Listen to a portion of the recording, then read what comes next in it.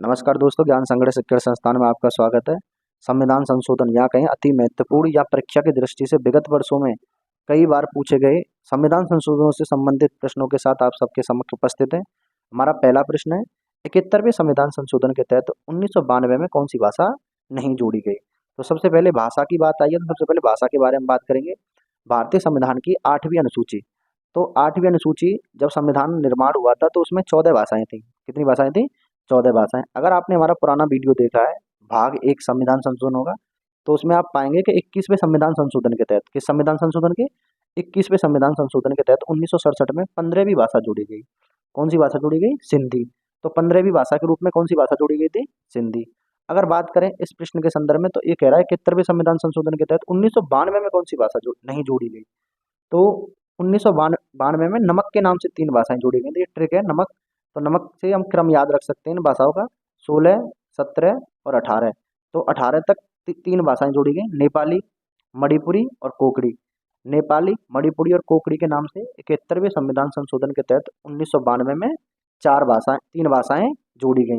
अब आप देख सकते हैं नेपाली जोड़ी गई, मणिपुरी और कोकड़ी। कौन सी भाषा नहीं जोड़ी गई? बोडो भाषा नहीं जोड़ी गई। तो हमारा सही उत्तर क्या होगा? बोडो।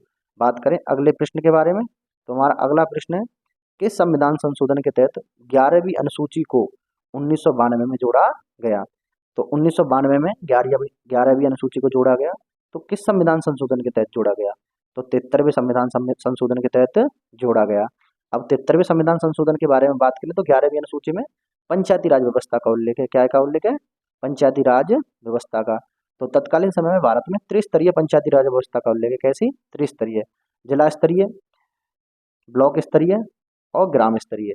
जिला स्तर पर जिला अध्यक्ष होता है इसका मुखिया, ब्लॉक स्तर पर ब्लॉक प्रमुख होता है और ग्राम स्तर पर प्रधान इसका प्रमुख होता है। अगर बात करें 11वीं अनुसूची में 29 विषयों का उल्लेख है। कितने विषय? 29 विषय। तो 11वीं अनुसूची 73वें संविधान संशोधन के तहत कब जोड़ी गई? 1992 में जोड़ी गई, जिसमें पंचायती राज व्यवस्था का उल्लेख है। हमारा अगला प्रश्न है, 74वें संविधान संशोधन के तहत 1992 में नगर प्रशासन को संवैधानिक अधिकार प्रदान कर कौन सी अनुसूची में जोड़ा गया। तो 11वीं अनुसूची के बाद 12वीं अनुसूची है, क्योंकि मूल संविधान में 8 अनुसूचियां थी। 9वीं अनुसूची 1951 में पहले संविधान संशोधन के तहत जोड़ी गई, जिसमें संपत्ति अधिग्रहण संबंधी प्रावधान है। 10वीं अनुसूची बात करें तो 52वें संविधान संशोधन के तहत 1985 में जोड़ी गई, जिसमें दल बदल रोकने हेतु कानून का प्रावधान है। 11वीं अनुसूची मैंने अब आपको पिछले प्रश्न में ही बताया, पंचायती राज व्यवस्था का उल्लेख है। तो 12वीं अनुसूची जिसमें नगर प्रशासन का उल्लेख है। किसका उल्लेख है? नगर प्रशासन का। तो हमारा सही उत्तर क्या होगा? 12वीं अनुसूची। तो 74वें संविधान संशोधन के तहत 1992 में कौन सी अनुसूची जोड़ी गई? 12वीं अनुसूची। तो तत्कालीन समय में संविधान में कितनी अनुसूचियां हैं? 12 अनुसूचियां हैं। ठीक है। 12वीं अनुसूची में 18 विषयों का उल्लेख है। हम बात करें अगले प्रश्न के संदर्भ में, तो हमारा अगला प्रश्न है, किस समिति के द्वारा त्रिस्तरीय पंचायती राज व्यवस्था की सिफारिश की गई। तो सर्वप्रथम बलवंत राय मेहता समिति की सिफारिश पर त्रिस्तरीय पंचायती राज व्यवस्था की सिफारिश की गई।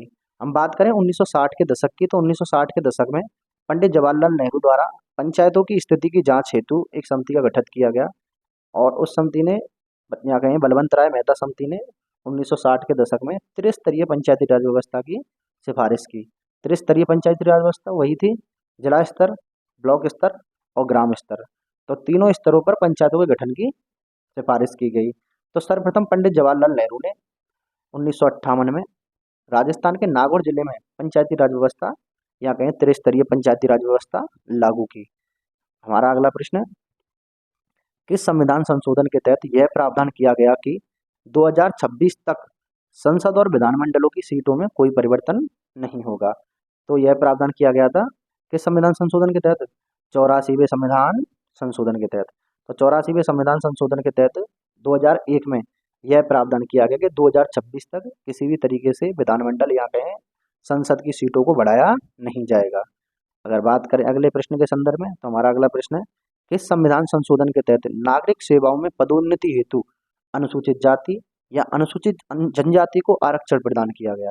तो 85वें संविधान संशोधन के तहत 2002 में 85वें संविधान संशोधन के तहत 2002 में अनुसूचित जाति और अनुसूचित जनजाति के लोगों जो पहले से ही सरकारी सेवाओं में कार्यरत थे उनके प्रमोशन के लिए आरक्षण की व्यवस्था की गई। हमारा अगला प्रश्न है कि किस संविधान संशोधन के तहत 6 से 14 वर्ष के बच्चों के लिए निःशुल्क शिक्षा संबंधी 11वां मौलिक कर्तव्य जोड़ा गया। अगर हम बात करें मौलिक कर्तव्यों के संदर्भ में, तो मूल संविधान में मौलिक कर्तव्यों का कहीं उल्लेख नहीं मिलता। मौलिक कर्तव्य 42वें संविधान संशोधन के तहत 1976 में सरदार स्वर्ण सिंह समिति की सिफारिश पर जोड़े गए।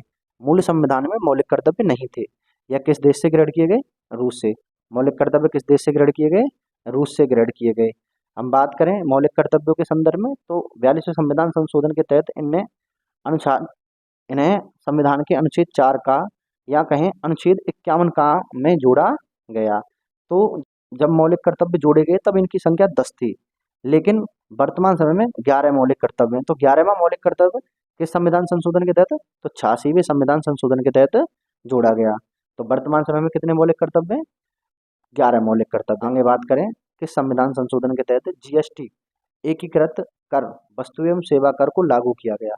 तो सर्वप्रथम बात करते हैं जीएसटी के संदर्भ में। यह एकीकृत कर है, सभी करों को समाप्त करके एक कर लगाया गया जिसे हम वस्तु एवं सेवा कर या जीएसटी कहते हैं।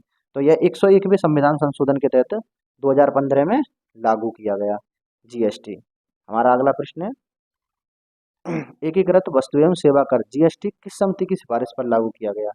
तो जीएसटी केलकर टास्क फोर्स की सिफारिश पर लागू किया गया था। भारत में जो जीएसटी संबंधी प्रावधान लागू किए गए वह केलकर टास्क फोर्स की समिति की सिफारिश पर किए गए।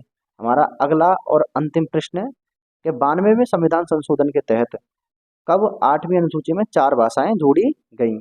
तो हम सर्वप्रथम 8वीं अनुसूची की बात हो रही है, तो 8वीं अनुसूची की बात करेंगे। मैंने आपको पूर्व में भी बताया कि 8वीं अनुसूची में 14 भाषाएं थी। 15वीं भाषा सिंधी जोड़ी गई और फिर 16, 17, 18 में नमक के नाम से नेपाली, मणिपुरी और कोकड़ी जोड़ी गई। अब यह कह रहा है कि 92वें संविधान संशोधन के तहत 8वीं अनुसूची में 4 भाषाएं जोड़ी गई। तो वह 4 भाषाएं कौन सी थी? तो वह 4 भाषाएं थी BDMS के नाम से, BDMS, बोडो, डोंगरी, मैथिली और संताली। तो ये कब जोड़ी गई? तो ये जोड़ी गई 2003 में। तो बोडो, डोंगरी, मैथिली और संताली कब जोड़ी गई? 2003 में। वर्तमान समय में 8वीं अनुसूची में कितनी भाषाएं? 22 भाषाएं। और जब संविधान लागू हुआ तो उस समय 14 भाषाएं थी, लेकिन वर्तमान समय में कितनी है? 22। आपको हमारी वीडियो कैसी लगी अवश्य बताएं। आप अगर कोई सुझाव देना चाहते हैं तो कमेंट करें और हमारे चैनल को सब्सक्राइब करें। जय भारत माता की।